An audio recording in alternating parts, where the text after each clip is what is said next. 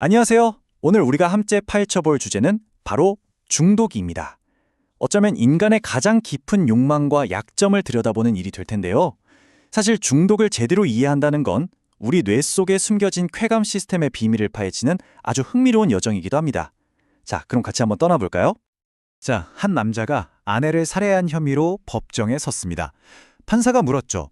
혹시 부인이 외도하는 걸 보고 홧김에 그랬습니까? 근데 남자는 아니요 라고 대답했어요. 그럼 도대체 왜 그랬을까요? 남자의 대답이 정말 충격적입니다. 지난 30년 동안 단 하루도 빠짐없이 차려져 있던 저녁 식탁이 바로 그날 처음으로 준비가 안 돼 있었다는 거예요. 그 사실에 이성을 잃을 만큼 격분했다는 겁니다. 바로 이 남자의 이야기가 중독의 핵심을 정확히 보여줍니다.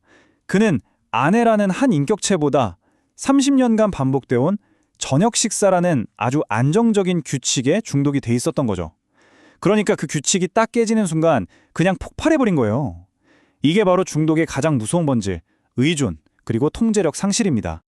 자, 그럼 첫 번째 장을 한번 열어보겠습니다. 혹시 중독이라고 하면 그냥 의지가 약한 사람들, 특별한 사람들의 문제라고만 생각하셨나요?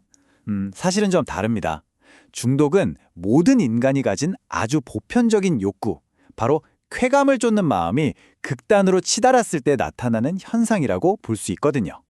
네, 이 문장이 이번 이야기의 핵심이라고 할 수 있습니다.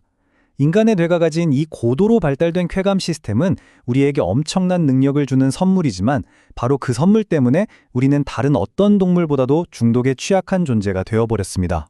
말 그대로 양날의 검인 셈이죠. 의학적으로 볼 때 중독은 크게 세 가지 증상으로 정의됩니다. 뭔가를 강렬하게 원하는 집착, 멈출 수 없이 계속 사용하는 강박, 그리고 끊었다가도 다시 시작하는 재발. 하지만 이 모든 증상을 꿰뚫는 가장 중요한 기준이 딱 하나 있습니다. 바로 조절 능력의 상실. 그러니까 내 의지로는 더 이상 멈출 수 없는 상태가 되는 겁니다. 그렇다면 이 쾌감이라는 감정, 대체 우리 뇌에서는 어떻게 만들어지는 걸까요? 지금부터 우리 뇌의 가장 깊숙한 곳, 모든 쾌감을 만들어내는 일종의 엔진실로 한번 들어가서 그 비밀스러운 작동 원리를 같이 살펴보겠습니다. 여기 이 슬라이드에서 정말 흥미로운 게 뭐냐면요. A10이라는 이 쾌감 신경이 쾌감을 단계별로 발전시킨다는 거예요. 처음에는 뇌간에서 느끼는 식욕이나 성욕 같은 좀 동물적인 쾌락에서 시작해서요. 변연기에서 느끼는 성취감 같은 보상의 쾌감으로, 그리고 마지막에는 대뇌피질에서 느끼는 행복이라는 오직 인간만이 느낄 수 있는 고차원적인 쾌락으로 이어진다는 겁니다. 이 쾌감 시스템을 움직이는 두 가지 핵심 연료가 있습니다. 바로 도파민과 아드레날린이죠. 도파민은 우리를 목표를 향해 나아가게 만드는 성취의 분자라고 할 수 있고요. 아드레날린은 위험에 맞서서 싸우거나 도망치게 하는 공포의 호르몬이라고 생각하시면 쉽습니다. 여기서 진짜 놀라운 사실 하나 알려드릴게요. 우리 뇌는요, 외부에서 들어오는 약물에만 반응하는 게 아니에요.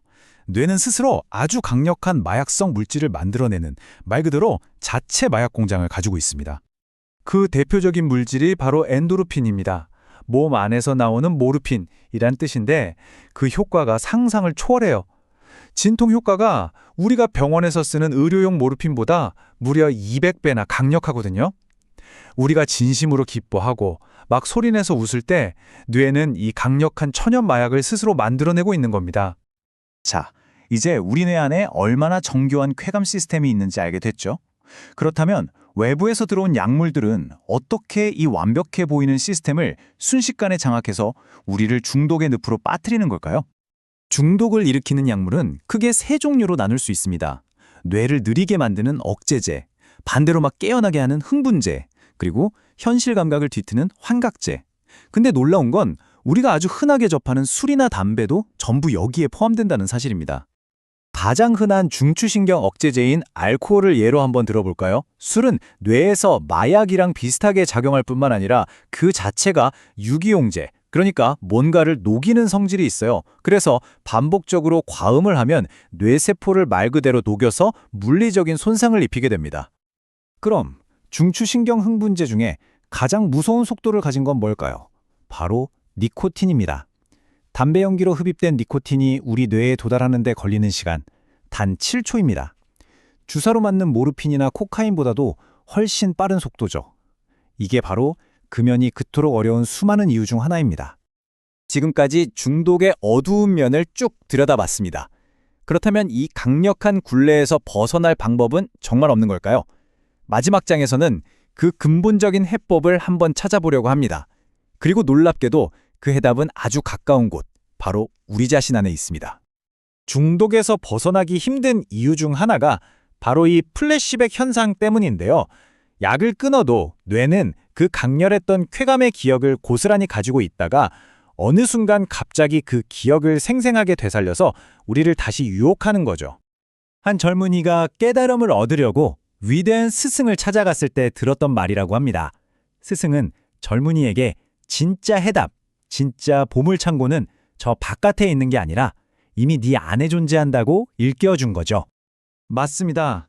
외부의 그 어떤 약물보다 강력하면서도 부작용은 전혀 없는 궁극의 물질을 사실 우리 뇌가 스스로 만들어낼 수 있습니다. 그리고 최근 의학계는 우리가 알고 있던 엔도르핀을 아득히 뛰어넘는 새로운 물질을 발견해냈습니다. 그 물질의 이름은 바로 다이돌핀입니다. 그리고 그 효과는 정말 경이롭다는 말밖에 안 나옵니다.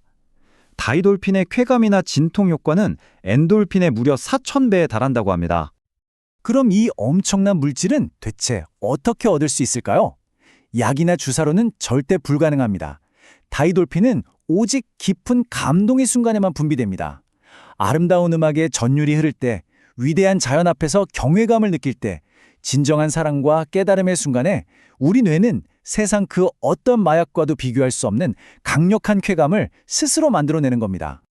결국 중독의 반대말은 단순히 절제가 아니라 어쩌면 더 깊고 의미 있는 감동으로 내 삶을 채우는 것일지도 모릅니다.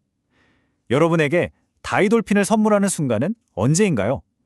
여러분의 보물창고는 어디에 있는지 한 번쯤 생각해 보시면 좋겠습니다.